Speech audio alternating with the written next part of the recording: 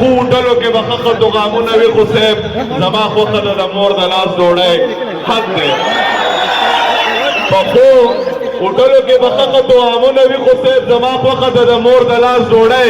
حق دی دانش صاحبو حسن پرسته یم د چا ښایسته سپک نه ګورم هلکان هم ښکلي دي یار خو جینکۍ حق دی حسن پرسته یم د چا ښایسته سپک نه ګورم هلکان هم ښکلي دي یار خو جینکۍ حد دی بل په مرۍ باندې تورې تورې زخې واوا بل